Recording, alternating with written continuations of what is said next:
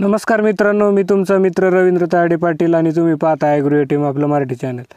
मित्रांनो, जुलै ते ऑक्टोबर दरम्यान महाराष्ट्रामध्ये मोठ्या प्रमाणात अतिवृष्टी झाली होती आणि बऱ्याच साऱ्या शेतकऱ्यांना आता मदत देखील याची मिळालेली आहे। काही शेतकऱ्यांची KYC करणं चालू आहे, तर काही शेतकऱ्यांसाठी आता उर्वरित राहिलेले जे शेतकरी त्यांच्यासाठी आता सरकारच्या माध्यमातून निधी वितरण करण्यात आलेलं आहे। तर मित्रांनो, बघू शकता GR आलेला आहे। जुलै ते ऑक्टोबर 2024 मुख्यतः मार्च, सप्टेंबर व ऑक्टोबर या कालावधीत विविध जिल्ह्यात अतिवृष्टी व पूर यामुळे झालेल्या शेती पिकांच्या नुकसानीपोटी बाधितांना मदत देण्याबाबत।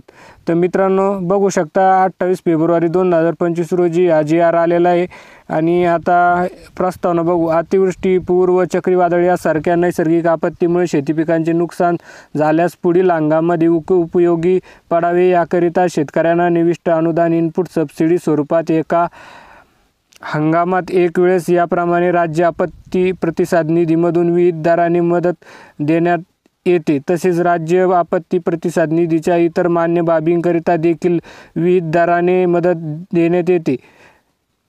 तर मित्रांनो, अशा पद्धतीने आता याबद्दल सरकारच्या माध्यमातून अपडेट आलेली आहे। सरकारच्या माध्यमातून निधी वितरणाला आता मान्यता मिळालेली आहे। तर बघू शकता मित्रांनो, शासन निर्णय जुलै ते ऑक्टोबर 2024 मुख्यतः मार्च, सप्टेंबर व ऑक्टोबर 2024 या कालावधीत राज्य विविध जिल्ह्यात अतिवृष्टी, पूर यामुळे झालेल्या शेती पिकांच्या नुकसानीसाठी शेतकऱ्यांना मदत देण्याकरिता संदर्भाधीन क्रमांक 3 येथील शासन निर्णयाने निश्चित केलेल्या दरानुसार एकूण रुपये 733,45,84,000 इतका निधी वितरित शासनाच्या माध्यमातून करण्यात आलेला आहे। तर मित्रांनो, आता कुठल्या भागासाठी आहे तर त्याच्याबद्दल आपण थोडक्यात माहिती घेऊ।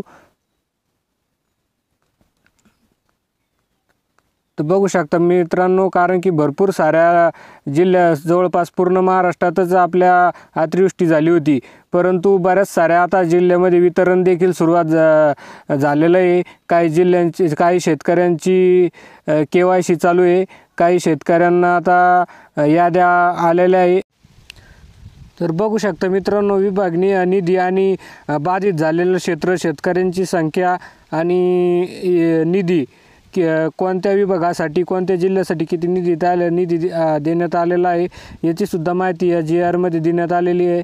तर मित्रांनो, तर व्हिडिओ कसा वाटला ते नक्कीच कमेंटद्वारे कळवा आणि असेच नवीन व्हिडिओ पाहण्यासाठी आपल्या चॅनलवर अद्यापही नवीन असाल तर चॅनल नक्कीच सबस्क्राईब करा आणि गरजू मित्रांपर्यंत व्हिडिओ शेअर करायला विसरू नका।